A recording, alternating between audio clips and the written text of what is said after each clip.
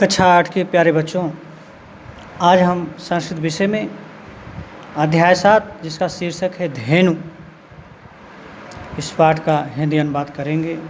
आप सब ध्यानपूर्वक इसे देखें और इसके हिंदी अनुवाद को अपने नोटबुक में लिखें। तो बच्चों देखिए, धेनु शीर्षक से लिया गया है। जैसे कि धेनु जो है वैसे ही धर्म का प्रमुख साधन माना गया है हिंदू धर्म में। इसी बात की चर्चा भी इसमें है। इससे क्या क्या लाभ मिलते हैं इसमें बताया गया है। तो आइए इसको देख लेते हैं। वैसे भी एक संस्कृत में आपको धेनु पर कोई निबंध लिखना हो संस्कृत विषय संस्कृत भाषा में तो आप लिख सकते हैं, इसे पढ़ करके, याद करके या समझ करके। तो देखिए इसमें क्या क्या बातें आई हैं। इहलौकिक पारलौकिक श्रेया साधनम। तो इस लोक में और परलोक में, इहलोक और परलोक में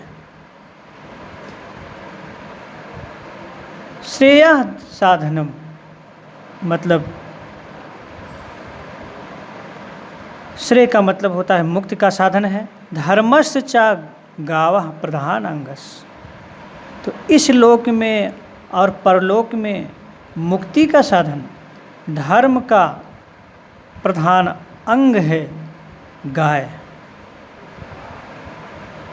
इस लोक में परलोक में मुक्ति का साधन धर्म का और धर्म का प्रधान अंग है गाय, या प्रधान अंग होती है गाय।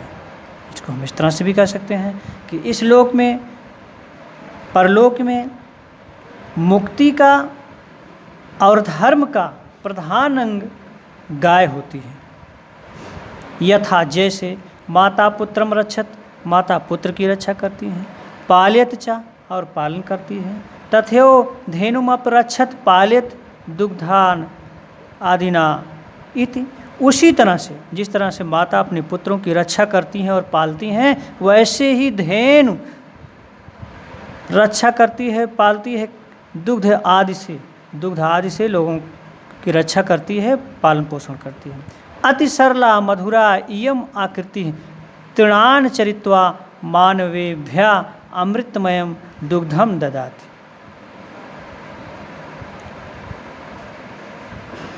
तो इसकी अति मधुर और सरल आकृति,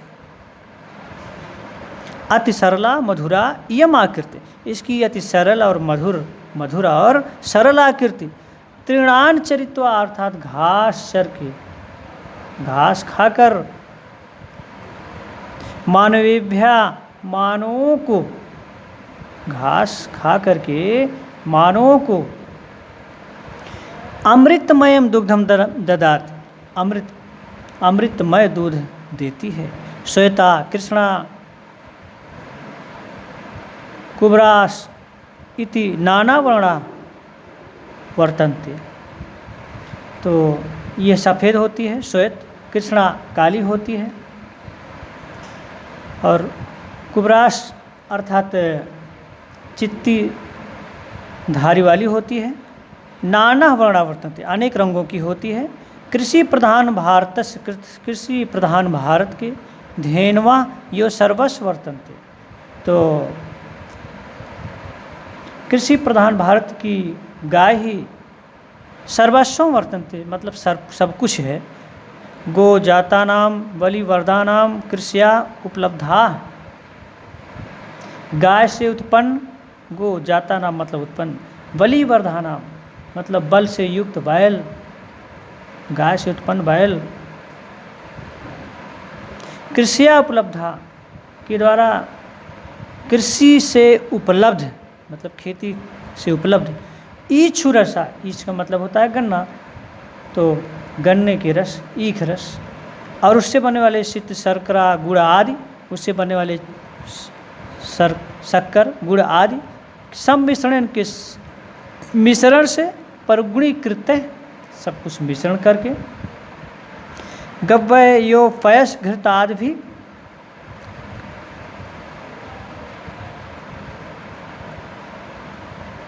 तो उसके दूध घी आदि से निर्मित अनेक विधियों से तैयार किए गए मिष्ठान मिठाइयाँ प्रतिदिन रसास्वादनम अनुभवन्ति जना, लोगों के द्वारा इसके रसास्वाद किए जाते हैं। गोदुग्धम दधि घृते शरीराण पुष्टान भवन्ति, गाय के दूध और घी से शरीर पुष्ट होते हैं। आयुर्वेद शास्त्रे दुग्धेषु गोदुग्धमेव उत्तमम कथितम अस्ति, आयुर्वेद शास्त्र में सभी दूधों में गाय के दूध सबसे उत्तम कहे गए हैं।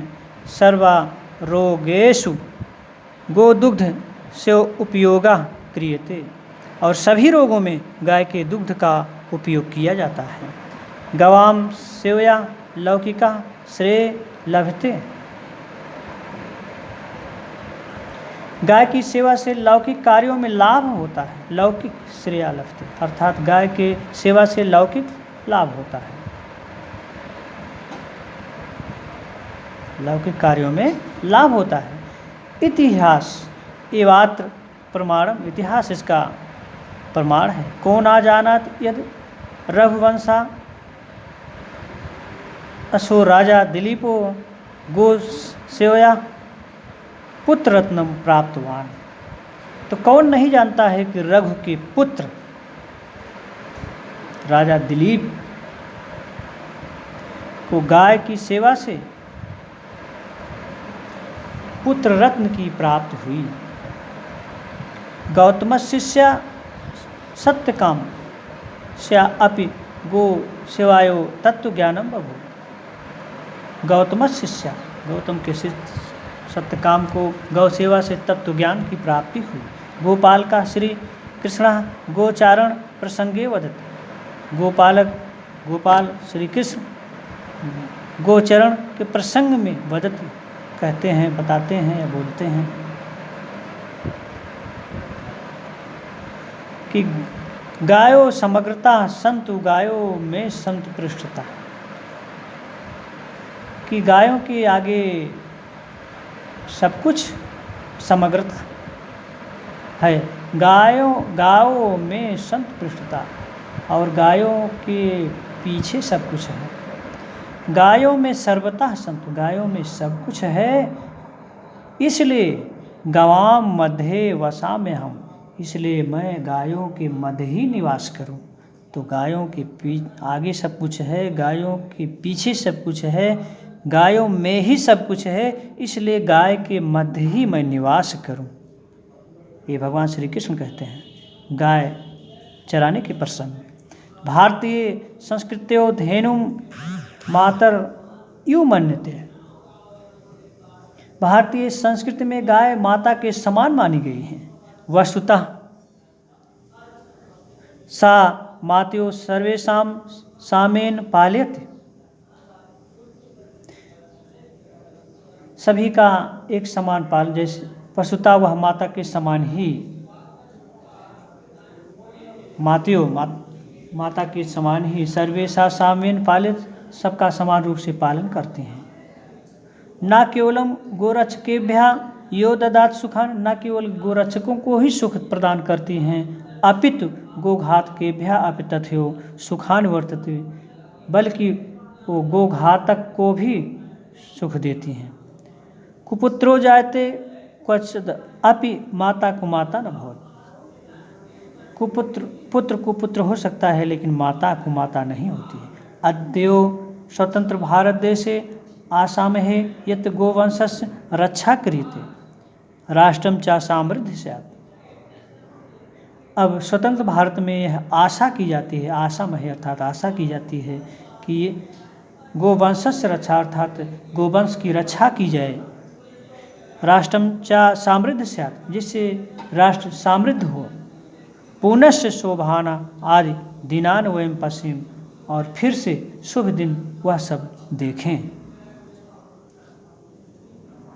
वयम का मतलब हम सब, और पुनः हम सब उस शुभ दिन को देखें। बच्चों, इस तरह से रहा ये धेनु नामक शीर्षक का से जो पाठ है इसकी हिंदी अनुवाद रहे। इसमें आए हुए कुछ शब्द ऐसे हैं जो कठिन हैं, उनके बारे में उनके अर्थ को हम विशेष रूप से बता रहे हैं। किताब में भी आए हुए हैं, लिखे हुए हैं कि यह लौकिक अर्थात इस लोक में, पारलौकिक अर्थात परलोक में, दुग्धादि ना माने दुग्धादि से, उर्वरा अर्थात चितकबरी गाय, सर्वस्व अर्थात सब कुछ, गोजाता नाम अर्थात गाय से उत्पन्न, बलिवर्दा अर्थात बैल, इच्छुरस अर्थात गन्ने का रस, सम्मिश्रण अर्थात सम्मिश्रण से मिलने, सबके मिलने से, निर्मित अनेक विधि मिष्ठाने अनेक प्रकार की मिठाइयों द्वारा निर्मित, बलवर्धकम ताकत देने वाला, गवाम सेवाया अर्थात गायों की सेवा से, रघुवंश